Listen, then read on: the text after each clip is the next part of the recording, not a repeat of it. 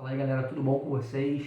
Felipe na área, mais um vídeo aqui no canal, dando continuidade ao capítulo 12 da Era das Revoluções do Hobsbawm. Hoje veremos, diretamente aqui para o monitor, a secularização e a indiferença religiosa. O século XIX foi marcado por um crescente afastamento da religião e da vida pública e privada. O ressurgimento de formas mais compulsivas da religião. Essas formas de religiosidade foram frequentemente associadas a grupos marginalizados, como as classes trabalhadoras e populações rurais. O papel da religião na sociedade. A religião desempenhou um papel importante na sociedade do século XIX. O ressurgimento do catolicismo romano. O século XIX também foi marcado pelo ressurgimento do catolicismo romano, especialmente entre jovens das classes superiores. Se você caiu aqui de paraquedas, meu irmão, eu estou fazendo o resumo da Era das Revoluções do Hobsbawm.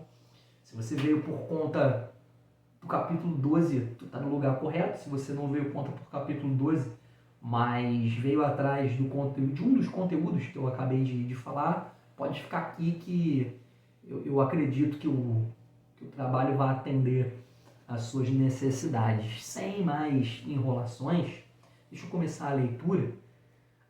Já até esquecendo de falar o que eu falo sempre do modus operandi. O resumo está no monitor aqui na minha frente. Eu dou uma lida nele e depois eu troco uma ideia com vocês sobre o conteúdo. Tranquilão? Bora pro pau. No contexto religioso do século XIX, o período foi marcado por uma crescente secularização e indiferença religiosa na Europa, confrontadas pelo ressurgimento de formas mais intransigentes, irracionais e emocionalmente compulsivas da religião. Tom Paine representava um extremo desse espectro, enquanto o adventista William Miller ocupava o outro. O materialismo mecânico ateísta de Feuerbach ou Feuerbach, não sei como é a pronúncia, vocês que acompanham o trabalho sabem que eu sou péssimo com pronúncias, na década de 1830, confrontava os jovens anti-intelectualistas do movimento de Oxford, que defendiam a exatidão literal das vidas dos santos medievais.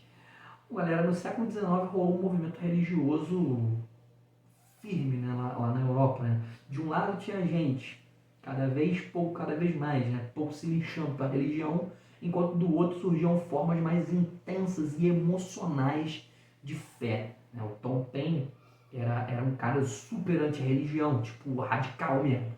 Do outro lado, né, tinha o William Miller, né, que era todo fervoroso, né, da fé adventista. Né?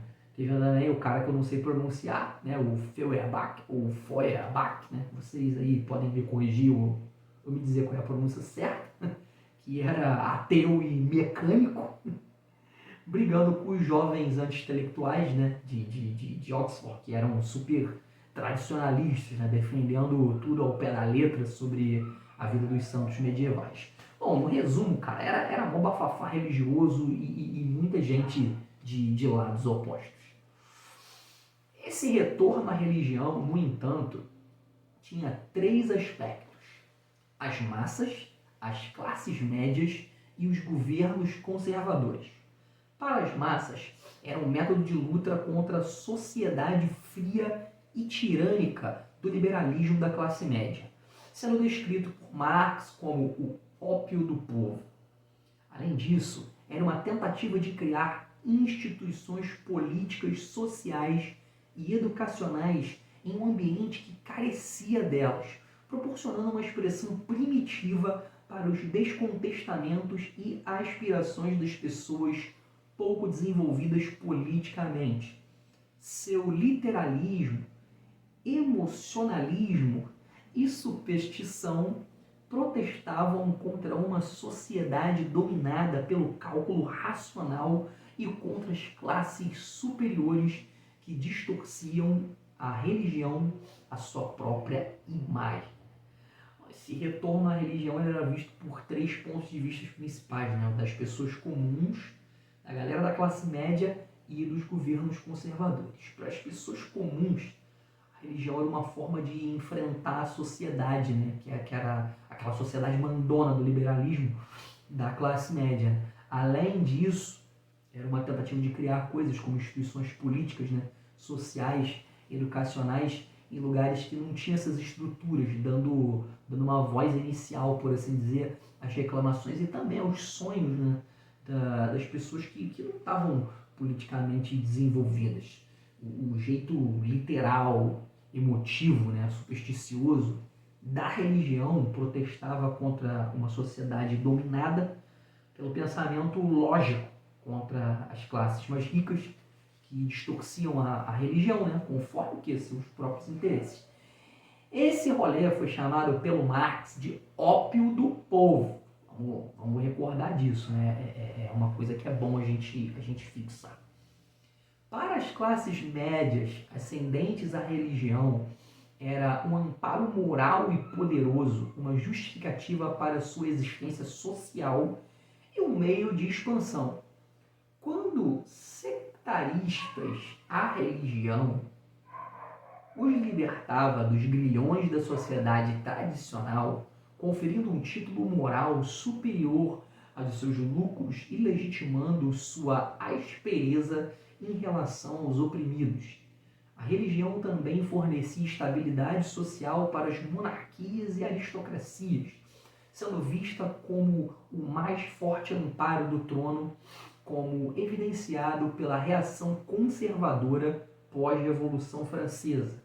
Os povos analfabetos e devotos eram frequentemente mobilizados em defesa da igreja e do governante, liderados por seus sacerdotes.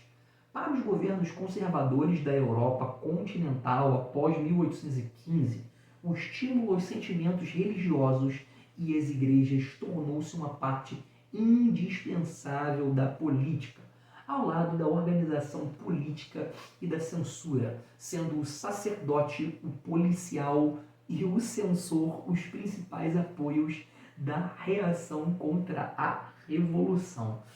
Para a classe média, a religião era tipo um apoio moral forte, né? Uma maneira de justificar o lugar deles na sociedade de forma que eles pudessem crescer mais ainda, né? Quando essas pessoas eram meio radicais na religião, isso libertava ela das regras da sociedade, dando meio que uma desculpa moral, né, para eles ganharem dinheiro e justificar serem os caras escrotos com os menos privilegiados. A religião também era importante, né, para manter a ordem social para os reis e os aristocratas, sendo considerada a principal proteção do trono, né? Especialmente depois da Revolução Francesa, que causou um monte de confusão. Né? As pessoas que não sabiam ler, elas eram religiosas, elas eram lideradas pelos padres, né? E frequentemente eram mobilizadas, né? Ou instigadas a apoiar a igreja e o governo. Depois de 1815, os governos conservadores na Europa eles começaram a usar a religião como parte assim, vital, né, essencial da política contra qualquer movimento revolucionário. Para os governos estabelecidos, o jacobinismo representava uma ameaça aos tronos e igrejas, mas para alguns intelectuais românticos, a aliança entre o trono e o altar tinha um significado mais profundo.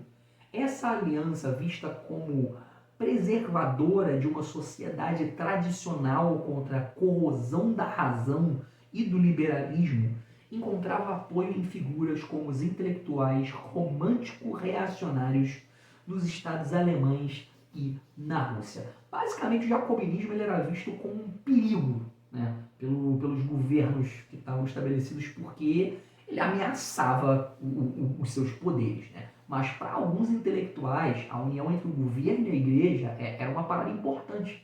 Eles acreditavam que essa parceria protegia a sociedade tradicional contra influências como a razão e o liberalismo. Né? Essa galera intelectual, eles viam a razão e o liberalismo como uma parada meio esquisita. Né? Então era bom manter as coisas como estavam. Na França e na Inglaterra, essas justificativas não tiveram grande importância política. Por outro lado, nos estados alemães e na Rússia, os intelectuais romântico-reacionários desempenharam papéis na política como servidores civis e conselheiros pessoais de monarcas, com desequilíbrio mental. A força da Santa Aliança entre Rússia, Áustria e Prússia, criada para manter a ordem na Europa após 1815, baseava-se na decisão de suprimir movimentos subversivos pelas armas.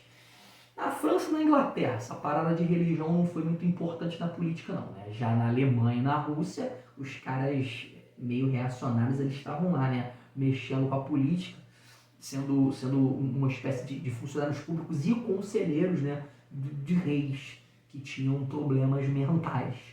A Santa Aliança, formada pela Rússia, a Áustria e a Prússia, depois de 1815, para manter a ordem na Europa, basicamente consistia em usar força para sufocar qualquer movimento que ameaçasse a estabilidade, né? Como diria aqui no Rio, o famoso "e se mexer com nós, a bala come". Os governos conservadores desconfiavam até mesmo dos intelectuais reacionários, temendo o princípio do raciocínio em vez da obediência. Friedrich Gentz, acho que essa é a pronúncia, secretário de Metternich, também acho que essa é a pronúncia, né? Vivo dizendo eu sou péssimo com pronúncias, me corrijam, por favor. Defendia a censura total da imprensa como medida para evitar abusos, a fuga dos ideólogos antiliberais, dos horrores do liberalismo em direção a um passado orgânico e religioso, despertou interesse na religião, especialmente no ressurgimento do catolicismo romano entre jovens das classes superiores. Gentz expressou claramente sua aversão ao protestantismo, responsabilizando-o pelos males do século XIX e considerando-o como fonte de Revolução Francesa e futuras revoluções na Alemanha. Ele via o protestantismo como uma ameaça à ordem política, moral e religiosa do mundo.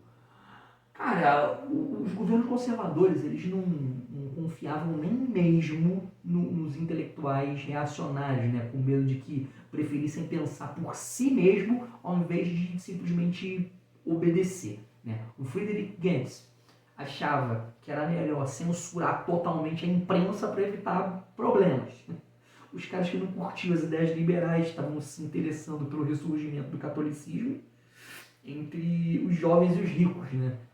Os jovens e os ricos era a galera que mais estava interessada nesse ressurgimento do catolicismo, né? O Gentz, ele não curtia o protestantismo, dizia que era o culpado pelos problemas do século XIX. Ele achava que o protestantismo era a causa da Revolução Francesa e das futuras revoluções na Alemanha, né? Ele via como uma ameaça para a ordem política, moral e religiosa no mundo, né? Para tu ver como é que esse cara realmente não gostava do protestantismo, né? Um pouco, né? Ele era totalmente pró-catolicismo. No século XIX, grupos de jovens entusiasmados, predominantemente provenientes de países protestantes, buscavam escapar da intelectualidade abraçando a Igreja Católica Romana. O celibato, o ascetismo ou os rituais da Igreja.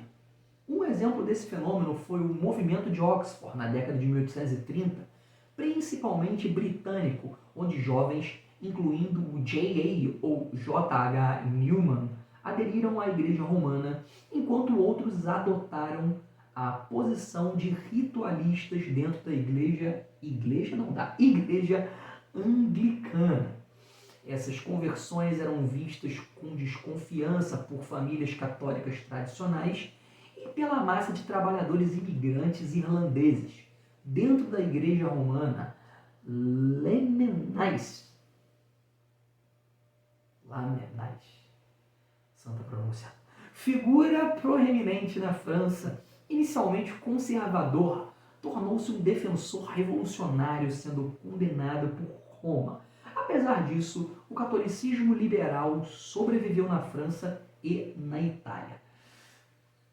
Um monte de jovem, né, na maioria vindo de países protestantes, eles estavam querendo sair um pouco do mundo intelectual e resolveram se jogar na Igreja Católica. Teve um movimento chamado Movimento de Oxford, lá por 1830, né, onde alguns jovens decidiram virar católicos, enquanto outros assumiram, né, a posição de ritualistas dentro da anglicana.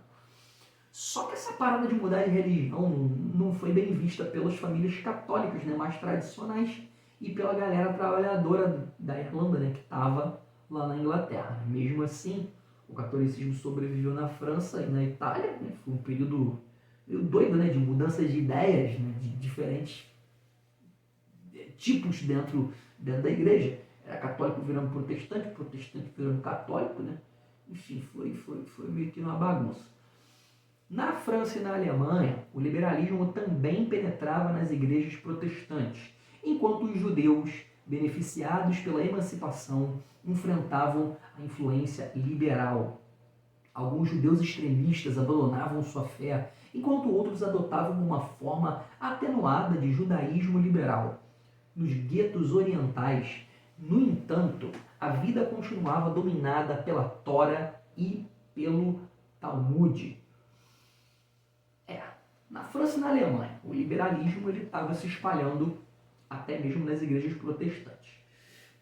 Ao mesmo tempo, os judeus que foram liberados pelas restrições deles, né, estavam lidando com a influência de quem? Do pensamento liberal. Alguns judeus, os mais radicais, eles acabaram abandonando a religião, enquanto outros seguiram uma versão mais moderada, né, do judaísmo. No que eles chamam de guetos orientais, né, a vida ainda era fortemente guiada pelos ensinamentos da Tora e do Talmud, né? A galera não abandonou as suas religiões. Principais pontos do resumo. O século XIX foi marcado por um crescente processo de secularização, ou seja, de afastamento da religião e da vida pública e privada. Retorno à religião. O processo de secularização também foi acompanhado pelo ressurgimento de formas mais intransigentes, irracionais e emocionalmente compulsivas da religião. Os 3 pontos de retorno à religião. As massas. A religião era um método de luta contra a sociedade fria e tirânica do liberalismo da classe média. As classes médias. A religião era um amparo moral poderoso que justificava sua existência social e um meio de expansão. Os governos conservadores. A religião era um instrumento de controle social e de legitimação do poder. Os governos conservadores da Europa continental, após 1815, estimularam os sentimentos religiosos e as igrejas como parte de sua política da reação contra a Revolução Francesa. O século XIX também foi marcado pelo ressurgimento do catolicismo romano, especialmente entre os jovens das classes superiores. Galera, esse foi o resumo da parte 3 do capítulo 12. Espero que vocês estejam gostando. Tá curtindo o conteúdo, cara? Se inscreve aqui, ativa o sininho, não custa nada pra você, me dá mó moral. Tem a playlist aqui no canal com o livro tudo resumido. Tem playlists com questões resolvidas divididas por provas, se você é um cara que curte estudar, lendo questão. E acredito que muito em breve vão ter outras playlists com outros livros resumidos e até uns temas livres que eu estou pensando em fazer um trabalhinho ou outro. Tranquilidade? Vou ficando por aqui, rapaziada. Bons estudos para vocês. Até a próxima. Beijo no coração. Fui.